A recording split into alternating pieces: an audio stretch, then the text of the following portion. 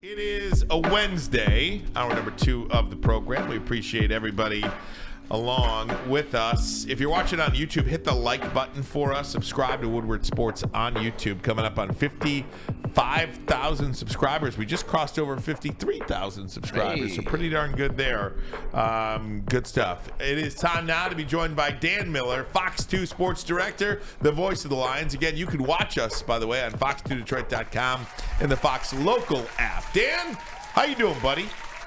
What do you say, fellas? How you doing? Hey, doing Dan, good. what's up, D? Now, Dan, do you have to dig deep in on your game board to see who's playing on any given week? I mean, David Montgomery goes down. You're like, who's this guy coming out on the field now? Yeah, I mean, we looked up and we saw Divino Zigbo in the game this past week, so that was one, that we had seen during the preseason. So, yeah, I mean, you definitely are trying to keep up with it, but that's all over the league, man. I mean, guys are coming out and going back in, and I mean, I think the one thing that they've done that's really important and has helped things and is much different than when Braylon played is that 4-week IR. I mean, it's just, look, guys get injured and can come back, and it's in the best interest of the players and teams and fans that they have that opportunity. Not like the old days where, you went on IR and you were done for the year, or you went on IR and you were done for 8 or 10 weeks or something like that. So I think it's really helped everybody to be healthier and to have an opportunity to be the best possible team you can be. Yeah, I forgot about those. That you're absolutely correct. When I played, I actually had staph infection in my elbow, had surgery, and I had to try to rush back because if I wouldn't have made it past that pup, when it was that 6-week period or 4-week period, then I would have had to go on IR, and I was perfectly capable to play. So I missed those good old days. Hey, here's a quick question. Thoughts as soon as you see Jameson Williams catch the touchdown in the end zone, just first thing that goes through your mind? That's what he's capable of doing, and that's what we're waiting for. And that's, I think it was just like a relief to everybody. That's my initial thought is, way to go, man. That's what you're here for. You're a game-changing player. And it was great to see that. But I think, bigger picture, Braylon, it was just a release of pressure because we've all been talking about him so much. And he has the drop last week, and there's a couple of good blocks, and it's like this constant conversation about is he, isn't he, what is he, what's he capable of, and breaking down every rep in training camp. Who he had a drop there, is he catching it with his body, is he catching it with his hands? Man, just play. Just go out there and do what you're capable of doing and play. And what he's capable of doing is just turning the defense on its ear with that speed. And just seeing him finish a play was huge, and you hope that I think Dan Campbell's approaching it the right way and just saying, get a little bit better this week and a little bit better the next week. And before you know it, he's pretty darn good. So just looking for consistency. And I know that's the top end of it. But what I really want to see is the route he dropped last week, little crossing route where you see him full stride catching a ball, middle of the field, and can really use that speed. I think that's where we're going to see some really explosive stuff. D-Mills, I agree. Here's a quick piggyback to that. The guy that threw him that touchdown pass, Jared Goff, named NFC Player, Offensive Player of the Week. Just talk about what he was able to do in the passing game. The running game wasn't there for the guys. David Montgomery gets injured. Jahmyr Gibbs isn't there. It's not there. But he goes out and finds 355 yards and 2 touchdowns. Talk about him just finding it when they needed it. Yeah, and that game was closer than I think a lot of people, kind of remembered an hour after it was over. I mean, that's a 3-3 game deep into the second quarter, and it's a 4-point game deep into the third quarter, and it's right there. And the Lions defense is kind of holding Tampa Bay, off as one possession could have really made a difference. But look, to your point about Goff, some days are like that. And some days you're relying on your defense, but you also need your offense to find just some way to get it going. It's not going to be a day where you have balance.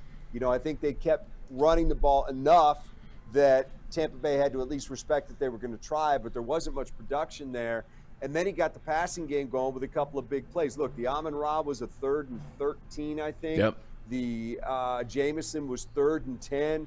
They also converted a 3rd and long to Josh Reynolds and a 3rd and long to Khalif Raymond. So, there are some big plays in there that kept the drive going, kept the football in their hands, kept it out of Baker Mayfield's hands. Let's face it, Mayfield missed a couple of plays in that game too that helped him. But I think every game you have like that where it's not perfect, but you just figure out a way, whether it's offense, defense, special teams, whatever it is, I think just you put it in your back pocket and it gives you confidence that when you get into a tough spot the next time, you can figure out a way out of it. But it also goes to just the fact that this guy is playing at an incredibly high level, and he has been now for the better part of a year, year and a half, going back to last season.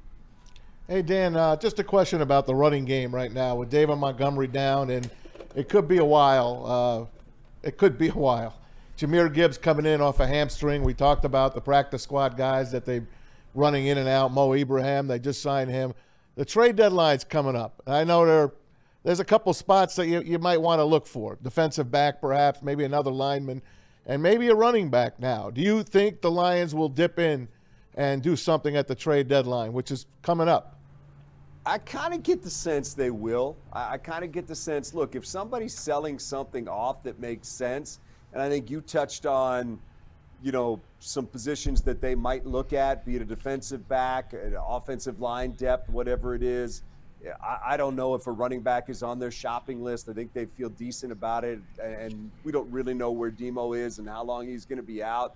If they think he's going to be back after the Monday night game against the Raiders, and then you got to bye and you got some time to get better, I think they'll feel pretty good about that. But look, I don't think Brad Holmes has ever been scared to pull the trigger on something, and I think he's going to be exploring anything that's available out there from other teams that makes sense for a team that I think they believe has the ability to go very deep in the playoffs this year. Yeah. So I think you're trying to fortify for the regular season, you're trying to fortify against injury, and you're trying to maximize your opportunity that you have to maybe do something special this year. So doesn't mean they get something done. I think that depends on the price. It always takes two there. Yep. But I absolutely 100% believe that they will be taking phone calls and making phone calls if it can help their team going forward, and they'll be proactive in trying to do that. Hey, Dan, let me ask you about this defense and Aaron Glenn specifically. They've played 6 games so far this year. 4 of those opponents were held to 20 or less. And, the Panthers scored a garbage touchdown with under 2 minutes to go in the game. Otherwise, it would have been 5 opponents to 20 points or less. What are they doing defensively so different this year? I guess it kind of was true at the end of last year as well, but man, if you hold a team to under 20 in this league, you have a shot to win that football game. Yeah, and 2 games where they haven't allowed a touchdown, which is pretty, in this league, to not allow a team find the end zone one time in a game is pretty significant. And they held the Falcons, and then they held the Bucks to 6 points in these 2 games so far this season. Look, number one, first and foremost, they're doing what every coach tells you they want to do. They're stopping the run, which then puts the onus on the quarterback to make some plays. They're better at getting after the passer. And even with the injuries they've had in the secondary, they are clearly better in the secondary than they have been in the past. Now, that could be a byproduct of being better at getting after the quarterback, but whatever it is, it's better. And I think that, it's something that Braylon could probably speak to, but it's something that we hear from the coaches all the time. I think they trust their system, and I think they trust each other. And when you trust the guy next to you, you're not going to try to go do something else because you think it has to be done. You're going to believe he's going to do his job, and the guy over there is going to do his job. So you just do your job, and normally that works out better in football because when guys start freelancing, you can run into a lot of problems, in particular on defense, because you're going to leave something open, and I think that's what happened to the Lions quite a bit. Look, they're just better. You've seen young guys take a step. Aleem McNeil's had some of his best games this year as a Lion, and that's been big for them. Hutch has taken another step up. There's just guys, young players, not necessarily young, but Alex has been terrific this year, was really good in coverage this past week, has put up the tackle numbers. Derek Barnes has played good football. Campbell got a decent number of snaps this past week playing good football. I think Cam Sutton has been absolutely terrific for this team. He's been exactly what they hoped he'd be when they signed him, and he was their prime target in free agency. So, look, guys are just playing well, but go back to this, stopping the run. Because if a team can run the ball on you, they kind of got you where they want you. And that's been the case here for a number of years leading up to this season. That to me is the biggest change. I don't even know where they are this week, if they're number 1, 4, or whatever. Still it's one, kind of I gone think. up and down a little bit. Yeah, I mean, that's really impressive. And any coach will tell you, and you guys have heard it for a lifetime, that's where you want to start, and they've done that. Hey, Dan, I'm glad you brought up Cam Sutton. The guy's been, as you say, pretty much a godsend. They signed 4 free agents, big-name free agents in the offseason. Sutton, Mosley, Gardner-Johnson, and David Montgomery. 3 of those guys are hurt. Cam Sutton has been as steady as anybody.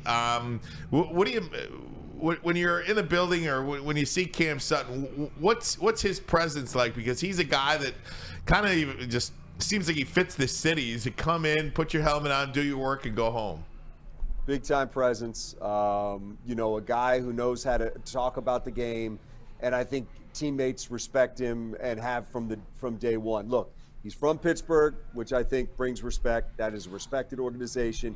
He's played in big games, being with the Steelers, and he's come right in here and played at a high level here. We don't sometimes call his name a lot, because I don't think a lot of times they've been trying him. And I think he's just done a great job. He's also not afraid at all to come up and support the run. He's done a great job there, and I think that's been a big part of this team's success too, is it's not just the guys in the box. It's Jerry Jacobs, it's Cam Sutton, it's your safeties, it's Tracy Walker, handing out some big hits, Kirby Joseph, whoever it is.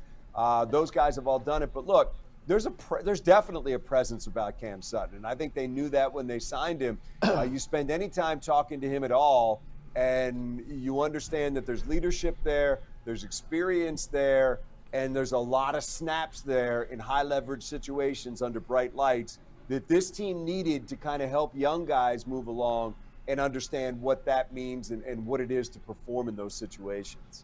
Hey, Dan, last thing. We all, at the start of the season, you look at the schedule, you do your win-loss, and this was one of those weeks that all 3 of us in here look, Lions at Baltimore, loss. And I think a lot of Lions fans might look at that game on the schedule before the season started and said, oh, they're going to Baltimore, they're going to lose. That's not the case anymore. This team believes they can beat anybody, anywhere. They won 3 road games this year, and I believe it's 6 of the last 7 road games dating back to last year. Yeah, and it doesn't mean you will win, but I think the feeling is that this team, if they go out and play their game, is capable of beating anybody. And, you can talk about Philadelphia or San Francisco or whatever, and maybe people think they're better, and they may be better. But I don't think the difference with this Lions team and other Lions teams in the past was, I think we would list a number of things that had to happen before they could win a big game. I think now we go in and we just say, you know what? If they play the way they're capable of playing, the defense we've seen them play to date, play clean, don't turn the ball over, haven't lost the turnover battle yet in one of these road victories. That's a big key, and that'll be a big key this week.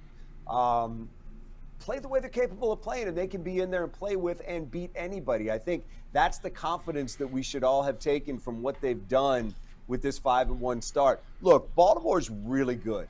This is going to be a tough game. And there's tough games. Dan Campbell talked about this today, and we've talked about it before. There's tough games coming one of these weeks. If it's this week, whenever it is, and there's an off day coming at some point where they're not going to play well, and maybe they figure out a way to win, or maybe they don't. But the key is, don't let one turn into 2. I mean, if you lose this game because Baltimore's a really good team, or whatever the case is, you're coming back against the Raiders a week later, and you find a way to, on a Monday night when that place is going to be lit, to come back and win. So, look, they've earned our trust, I think, with the way that they've played, and that's where I think people feel confident going into a game against a really good team like the Ravens, because of the way that they've played under, some adverse circumstances on the road and at home against good teams as well. So good, as always. D-Mill, last question, I believe, from us is, what are you most looking forward to in watching this game between the Detroit Lions on the road against the Baltimore Ravens? What is the one asset, what is one facet of this game where you are really keen on watching during this game? Yeah, Baltimore's really been getting after the quarterback lately. I mean, they got top 5 defense, top 5 offense. So I'd say there's 2 things that I'm watching. Within that, can the Lions get a running game going against Baltimore? Because if you don't, and you're one-dimensional again, that's when they can really tee off, and it's going to be difficult. Doesn't mean you can't do it, but they've been getting after the quarterback and sacking the quarterback lately. I want to see how that works out. In conjunction with that, I want to see whether or not the Lions can get the running game going, assuming Gibbs is back and you got some sort of tandem of Gibbs and Reynolds in there, and see if they can get that thing.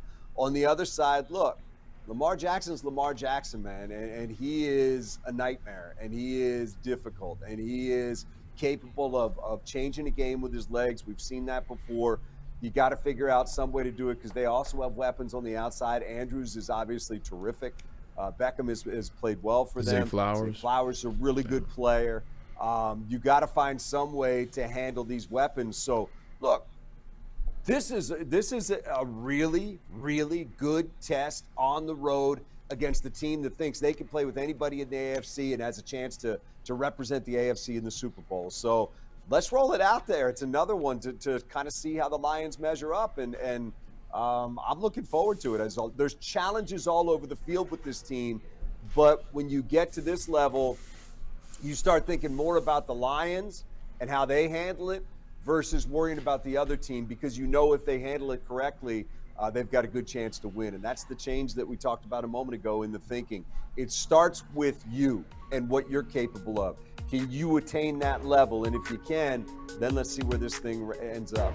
Amen to that. Dan, thanks so much for doing this. Again, you can watch Woodward Sports on Fox2Detroit.com and the Fox Local app every day from 2 to 4. Dan Miller, check you out later today. Fox 2 News at 5, 6, 10, and 11. Thanks so much, sir. Thanks, Appreciate Dan. it. Appreciate you, fellas. See You ya. got it.